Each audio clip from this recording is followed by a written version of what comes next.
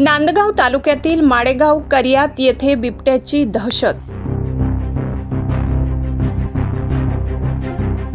माडेगाव करियात येथील शेतकरी एकनाथ वाल्मिक मिसर यांच्या शेतातील घराशेजारी असलेल्या गोठ्यात मध्यरात्री बिबट्याने गायीच्या बछड्याचा फडशा पाडल्याची माहिती समोर आली आहे। कडक उन्हाळा असल्याने ग्रामीण भागातील जनतेला घराबाहेरच झोपावे लागते, त्यामुळे निवांत झोपलेल्या ग्रामस्थांना नागरिकांना जीवितहानी होऊ शकते याचा विचार करण्याची वेळ आली आहे। वन विभागाने आणि संबंधित शासकीय अधिकारी व पोलिसांनी याचा गांभीर्याने विचार करून योग्य ती खबरदारी घ्यावी अशी मागणी आहे। शेतकरी बांधवांना अगोदरच अनेक संकटातून जावे लागत आहे, त्यातच आता अशा प्रकारचे गंभीर संकट पेरणीचे दिवस तोंडावर आले असतानाच समोर आले आहे। एकीकडे डिझेल पेट्रोल भरमसाठ महाग झाले असून इंधन वेळेवर मिळेल की नाही याची काळजी आहे।